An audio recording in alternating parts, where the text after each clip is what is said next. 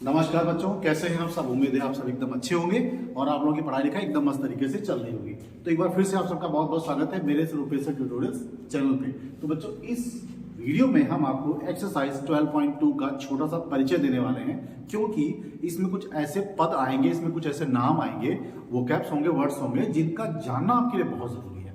उसको जाने बगैर आप एक्सरसाइज के क्वेश्चंस को करना बहुत दूर की बात है, बहुत कठिन हो जाएगा। लेकिन अगर आप उनको समझ लेंगे तो आपके लिए क्वेश्चन बहुत ही आसान हो जाएंगे। तो चलिए उन नाम के बारे में हम आपको इस वीडियो में बताने वाले हैं। तो देखिए, सबसे पहले हम यहाँ पे क्या करने वाले हैं, आपके लिए 4 वृत्त बनाने वाले हैं।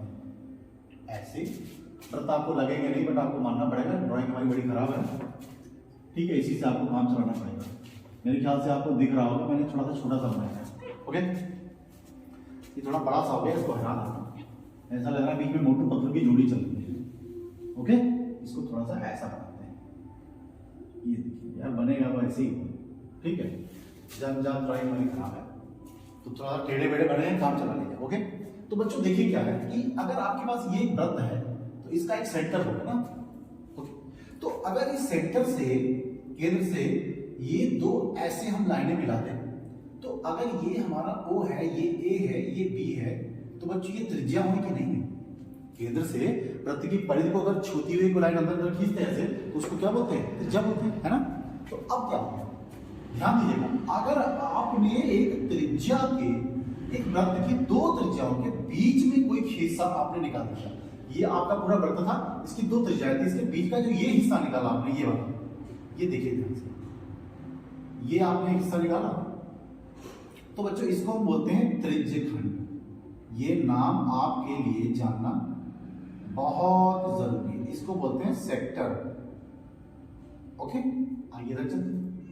फिर बच्चों को कि अगर हम क्या करें, यहां पर एक सेंटर ऐसे बना दें और ये एक ले लें ऐसे, इसको O ले लें, इसको A ले लें, इसको B ले लें। ओके, अब हम यहां पर क्या करने वाले हैं कि अगर इसी तरह का एक हिस्सा बाहर की ओर ले लें, एक हिस्सा बाहर की ओर ले लें, ये वाला,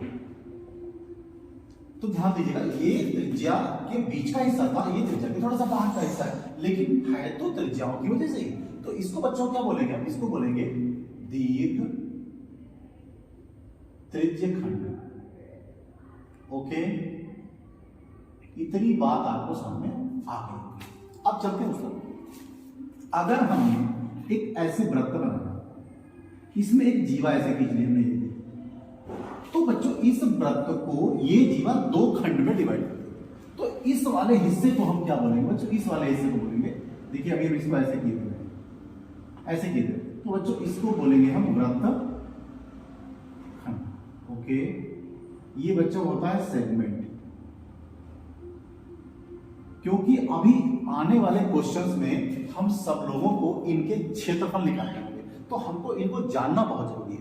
उसके बाद इनके क्षेत्रफल निकालने के लिए कौन कौन से सूत्र प्रयोग होंगे, हम उनको यहाँ पर बहुत सुंदर तरीके से लिख देंगे, आपको बिल्कुल भी एक भी फार्मूला याद नहीं करना पड़ेगा। ओके, आप चलते हैं। देखिए फिर से हमने जीवा बना ली, ध्यान दीजिएगा इस बात, फिर से जीवा हमने बना ली। अब हमने क्या किया, इस छोटे भाग को नहीं लिया, हमने इस बड़े भाग को ले लिया, इस बड़े भाग को ले लिया। तो बच्चों है तो ये अभी भी वृत्तखंड, अब इसको हम क्या बोलेंगे, दीर्घ वृत्तखंड। ओके, वृत्तखंड को हम बोलते हैं सेगमेंट। तो बच्चों अगर ये छोटा है तो इसको बोलेंगे बच्चों लघु वृत्तखंड। ओके, एक्चुअल में ये वृत्तखंड है दोनों, लेकिन ये छोटा है तो इसको हमने क्या बोल दिया, लघु वृत्तखंड, और वो बड़ा है तो हमने इसको बोल दिया दीर्घ वृत्तखंड। अब हम क्या करने वाले, इसको हम कह सकते हैं माइनर सेगमेंट, इसको माइनर सेगमेंट भी बोल सकते हैं, माइनर सेगमेंट। और इसको क्या कह सकते हैं, मेजर सेगमेंट। हालांकि कोई इंग्लिश का इतना बहुत ज्यादा हवा नहीं बनाना है, कोई भी जरूरत नहीं इसको करने की, फिर भी हम इसको समझ सकते हैं। तो इसको हम बोलेंगे त्रिज्यखंड, इसको बोलेंगे दीर्घ त्रिज्यखंड, इसको बोल सकते हैं लघु त्रिज्यखंड। ओके, तो अब मेरे ख्याल से आप इन चीजों को समझ गए होंगे। अब हमको चाहिए इनके क्षेत्रफल। ओके, तो अब देखिए क्या करेंगे, बहुत इजी, ध्यान तरीके से देखिए, बहुत एकदम प्यार से देखिए, आपको समझ में आ जाएगा। एक्चुअल में होता क्या है, तुम पहले ये देखो कि ये पूरा वृत्त जो है, ध्यान दीजिएगा, वृत्त पूरा एंगल कितना बनाता है बच्चों, 360 का कोण बनाता है। ओके, सारा खेल इसी का है, सारा खेल इसी का है। तो हमने क्या किया, इस पूरे वृत्त में 360 का कोण बन रहा था, उस हिस्से का, उस कोण का ये कितना हिस्सा है, ध्यान दीजिएगा, इस ये वाला हिस्सा इस पूरे वृत्त का कितना हिस्सा है। तो आपने क्या किया, पाई आर स्क्वायर तो आप जानते हैं, अगर ये त्रिज्या आर है तो ओके, तो इस पूरे वृत्त का क्षेत्रफल हो गया पाई आर स्क्वायर। लेकिन ये वाला जो हिस्सा है ये एक्चुअल में इस पूरे कोण का कितना है, तो इसको हम यहाँ पर क्या लिख सकते हैं, ये कोण अगर हमारे पास दिया हो थीटा, थीटा तो आप जानते हैं ना, त्रिकोणमिति में आपको पढ़ाया, नहीं देखा तो वहां जाके पढ़ लीजिए, आपको आसान लगेगा, एकदम समझ में आ जाएगा। तो बच्चों करते क्या है, ये वाला एंगल थीटा होगा, ध्यान से देखिएगा, और पूरा एंगल कितना है 360। तो अगर हम इसका क्षेत्रफल निकालना चाहें तो थीटा बटे 360 पाई आर स्क्वायर, ये पूरे त्रिज्यखंड का क्षेत्रफल निकालना है। ओके, अब हम यहां पर क्या करने वाले हैं, तो यहां पर करने वाले होंगे पूरे वृत्त का क्षेत्रफल निकालेंगे और उससे इसका क्षेत्रफल भी निकालेंगे। ओके, तो इसको करने की भी यहां पर जरूरत नहीं है, हम वृत्तखंड की ओर बढ़ने वाले हैं। ठीक है, कैसे करेंगे जरा ध्यान से। इस वृत्तखंड का क्षेत्रफल निकालने के लिए क्या करेंगे, यहां पर एक ले लेंगे सेंटर, वो ऐसे ही लेंगे, इनको ऐसे ज्वाइन कर दीजिए, ध्यान दीजिएगा इस बात को, बहुत एकदम मक्खन तरीके से आपको बता रहे हैं। यहां पर क्या करना है, इस वृत्तखंड का क्षेत्रफल निकालना है आपको। तो ध्यान से देखिए, अगर ये लाइन नहीं होती तो ये पूरा हमारा त्रिज्यखंड बनता कि नहीं बनता, बनता ना। तो ये पूरा त्रिज्यखंड आपके पास बन गया, और उस त्रिज्यखंड में से अगर इस वाले त्रिभुज का क्षेत्रफल आप गायब कर दें तो आपके पास इस वृत्तखंड का क्षेत्रफल आ जाएगा कि नहीं आ जाएगा ना। तो कैसे करेंगे जरा देखिए, तो यहां पर लिखने वाले हैं हम लघु वृत्तखंड का क्षेत्रफल, लघु वृत्तखंड का क्षेत्रफल। बच्चों ध्यान से देखिए कैसे निकलेगा, त्रिज्यखंड का क्षेत्रफल, त्रिज्यखंड का क्षेत्रफल माइनस, ध्यान दीजिएगा इस बात को, और उसके बाद ये त्रिभुज का क्षेत्रफल निकालेंगे, त्रिभुज ए ओ बी का क्षेत्रफल। ए ओ बी लिखना इतना मायने नहीं रखता, क्योंकि यहां पर त्रिभुज में जो आपको बनाना होगा, हो सकता है आपने कोई और नाम लिखे हो, तो मैंने चूंकि यहां पर ऐसा लिखा था इस वजह से मैंने ऐसा लिख दिया। तो अगर हमें इस वृत्तखंड का क्षेत्रफल निकालना, लघु वृत्तखंड का, तो हमको क्या करना है, इस पूरे त्रिज्यखंड का क्षेत्रफल निकालना है ऐसे, और उसके बाद क्या करना है, इस त्रिभुज का क्षेत्रफल निकाल लेना है। बच्चों इस त्रिभुज का जो क्षेत्रफल निकालना होगा उसके कई तरीके हैं, तो इसको मैं थोड़ा स्टार से चमका देता हूं। ये स्टार है एकदम से ना, क्योंकि इसके बहुत जलवे होंगे भी, क्योंकि हमें त्रिभुज अलग अलग प्रकार के मिलने वाले हैं। ओके, तो हम यहां पर क्या करते हैं, जरा ध्यान से देखिए, अगर हम इसको ऐसा लिख दें, थीटा बटे 360 पाई आर स्क्वायर, और यहां कर दें माइनस त्रिभुज का क्षेत्रफल, तो आपको कोई परेशानी नहीं। तो यहां तक उम्मीद है आपको चीजें समझ में आई होगी। अब हम बढ़ते हैं उसकी तरफ। तो बच्चों ध्यान से देखिए, अब यहां पर आपको दिख रहा है कि नहीं दिख रहा है, दिख रहा है ना। ओके, चलते हैं। तो अब ध्यान से देखिए, अगर मैं यहां पर एक सेंटर ले लूं ऐसे, और इसको ऐसे कर दूं और इसको ऐसे ज्वाइन कर दूं, और आपका ये हिस्सा बन गया। आप इसको ना भी बनाए तो कोई बात नहीं, थोड़ा सा ऐसे, चलिए मैं इसको ब्लैक कलर से लिखता हूँ, तो आपको थोड़ा सा अच्छा लगेगा और चीजें एकदम से अलग भी लगेगी। तो ये सेंटर है, इसको आप ऐसे ज्वाइन करिए और इसको आप ऐसे ज्वाइन करिए। आ रही बात है, ध्यान से देखिएगा। तो अब आपको क्या करना है, यहाँ पर बच्चों ये बड़े वाले दीर्घवृत्त का, ये वाला ना दीर्घवृत्तखंड का क्षेत्रफल, दीर्घवृत्तखंड का क्षेत्रफल कैसे निकालेंगे, बहुत इजी है एकदम, ध्यान से देखिएगा। अगर आपके पास ये पूरा वृत्त का क्षेत्रफल बताओ, तो यहां लिखेंगे वृत्त का क्षेत्रफल, थोड़ी सी जगह कम है तो हम ऐसे लिख रहे हैं वृत्त का क्षेत्रफल। ओके, अब इसमें से देखिए आपने ये जो आपके पास है, ये वाला ना, ये वाला हिस्सा है ना, तो इस त्रिज्यखंड का क्षेत्रफल आप घटा दीजिएगा। इसको करना क्या है, इस लघु दीर्घवृत्तखंड का क्षेत्रफल आपको पता करने के लिए क्या करेंगे, आप यहां पर क्या करें, इस पूरे वृत्त के क्षेत्रफल में से लघु वृत्तखंड का क्षेत्रफल घटा दीजिए।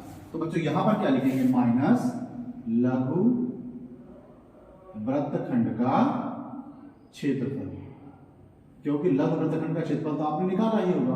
तो हम क्या करेंगे, पूरे वृत्त के क्षेत्रफल में से लघु वृत्तखंड का क्षेत्रफल यहां से घटा देंगे। ओके, अब बच्चों एक चीज और बची है, मैं आपको यहां पर बता देता हूं। अगर आपको यहां पर लघु चाप निकालनी है, लघु चाप की लंबाई, लघु चाप की लंबाई निकालनी है बच्चों, तो कैसे करेंगे, देखिए ये हो जाएगी L बराबर, लघु चाप का मतलब आपकी ये वाली हिस्सा, यहां से यहां तक का हिस्सा, और दीर्घ चाप का मतलब यहां से यहां पर आप पूरा बड़ा वाला लीजिएगा। तो दीर्घ चाप की लंबाई आपको निकालनी है, तो क्या करना पड़ेगा आपको, थीटा बटे 360, और यहां हो जाएगा पाई आर ओके। और अगर आपको दीर्घवृत्त की चाप निकालनी है, दीर्घ चाप निकालनी है, दीर्घ चाप निकालनी है बच्चों, यहाँ पे 2 पाई आर होता है, मैंने थोड़ा सा गलत लिख दिया। अगर आपको दीर्घ चाप निकालनी है L बराबर, तो आप इसको कैपिटल L भी लिख सकते हैं, नहीं तो आप ऐसे ही लिखते हैं। अब ध्यान से देखिएगा, अब आपको एक ये कोण भी चाहिए होगा, ये कोण भी चाहिए होगा। तो बच्चों इतना कोण बाय द वे है थीटा, तो ये कितना बचेगा 360 माइनस थीटा, 360 माइनस थीटा, और बीच में क्या हो जाएगा 360, और यहां पर हो जाएगा 2 पाई आर। ओके, तो ये रहे आपके दो फार्मूले, यहां से आप इन क्वेश्चंस को कर सकते हैं। ठीक है, रही बात यहां पर जो त्रिभुज का क्षेत्रफल आएगा वो कैसे डिफाइन करेंगे, तो इसके लिए हम यहां पर क्या करने वाले, हमारे पास जगह की थोड़ी शॉर्टेज रहेगी, तो हम यहां पर क्या करते हैं, इसको थोड़ा हमें हटाना पड़ेगा, तब तक आप इसका स्क्रीनशॉट ले लीजिएगा। ठीक है, तो मैं आपको एक फिगर यहाँ पे ड्रॉ रखूंगा, ये वाला फिगर मैं ड्रॉ रखूंगा, बाकी आपको चीजें करने आसान है, आप इसका स्क्रीनशॉट लीजिए और हम बढ़ेंगे नेक्स्ट वीडियो के। ओके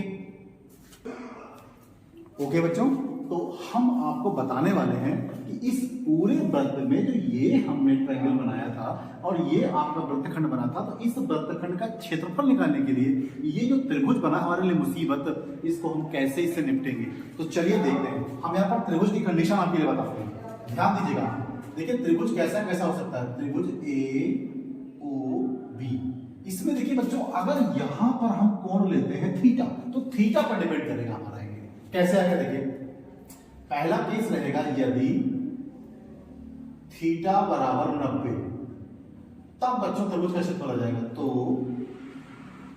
त्रिभुज AOB का क्षेत्रफल बराबर क्या हो जाएगा 1/2 आधार में ऊंचाई। ओके, क्योंकि फिर तो ये हमारा संपूर्ण त्रिभुज बन जाएगा। अब आधार ऊंचाई क्या होती है बच्चों, तो ये आपकी त्रिज्या r है और ये भी r हो जाएगा। तो बच्चों अगर ये 90 बनेगा तो यही त्रिज्या और ये वाली त्रिज्या, इसी में से दोनों ही लंब और आधार का काम करेंगी, लंब और ऊंचाई का काम करेंगी, एक ही बात बनेगी आपकी। ठीक है, तो अब दूसरा केस क्या बनेगा जरा देखिए ध्यान से, अगर बाई द वे तुम्हारा ये थीटा जो है ये 60 बन गया, थीटा बराबर 60 अंश दिया हुआ, तो बच्चों ये त्रिभुज कैसा बनेगा, फिर तो समबाहु त्रिभुज बनेगा, नहीं बनेगा बताओ, बताइए ना, समबाहु त्रिभुज बनेगा ना।